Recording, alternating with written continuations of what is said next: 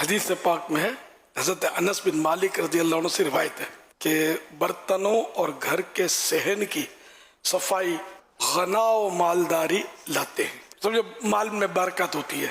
تو یوں کھانے پینے کے بعد برتن کو چھوڑ دیں گے تو یوں ایک بے برکتی کا سبب بھی ہے، اور دوسرے اس میں بھی چوہے لوٹیں گے تو چھپکلیاں لوٹیں گے، پتہ نہیں کیا کیا کیڑے مکوڑے اپنے جراثیم جو ہے اس میں چھوڑیں گے. تو اس لیے وہ دھو کر برتن ڈھانک کر رکھا جائے تاکہ کاکروچ اور اس طرح کے کیڑے مکوڑے بھی اس میں نہ جا سکیں، اس طرح ڈھانک لیا جائے. اب مکڑی کے چالے تو حضرت مولا علی شیر خدا کرم اللہ وجہہ الکریم فرماتے ہیں اپنے گھروں سے مکڑیوں کے جالے دور کرو، کیونکہ انہیں گھروں میں لگا ہوا چھوڑ دینا ناداری یعنی غربت، فقر و تنگ دستی کا باعث یعنی سبب ہے. فتح رضویہ جلد پہلی جو ہے اس میں اعلیٰ حضرت رحمۃ اللہ علیہ کا فرمان ہے، علماء میں مشہور ہے کہ اپنے دامن آنچل سے بدن نہ پوچھنا چاہیے، سے منہ وغیرہ پوچھتے ہیں. اور رد المحتار میں فرمایا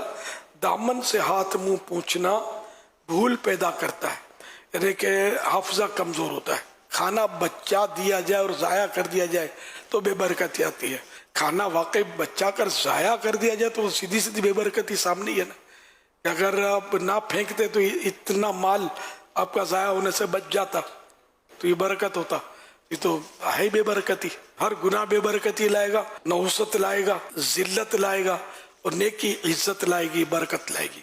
اگر پانی کھڑے کھڑے پیا جائے تو بے برکتی آتی ہے. پانی بیٹھ کر پینا سنت ہے، منع کیا گیا تھی سب. اگر کھڑے کھڑے کوئی پی بھی لے تو اس کو چاہیے کہ اس کو کہہ کر کے نکال دے اس کو.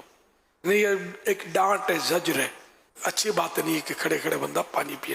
اگر کھڑے کھڑے پیا اس کو گناہ تو نہیں کہا جائے گا کہ گناہ ہے. سنت ترک ہوئی الا آب زمزم شریف کھڑے ہو کر پیئیں گے کہ یہ بھی سنت ہے، کھڑے کھڑے پینا آب زمزم. اور وضو کا بچا ہوا پانی کھڑے کھڑے کھانا کھایا جائے تو یہ بھی ظاہر ہے کہ وہ سنت نہیں ہے. سنت یہی ہے کہ بیٹھ کر کھانا کھایا جائے. اگر دانتوں سے ناخن کو کاٹا جائے تو بے برکتی آتی ہے. دانت سے ناخن نہیں کاٹنے چاہیے کہ مکروہ ہیں، اور اس میں مرض برس معاذ اللہ پیدا ہونے کا اندیشہ ہے. دیکھیں وہ کوڑ کا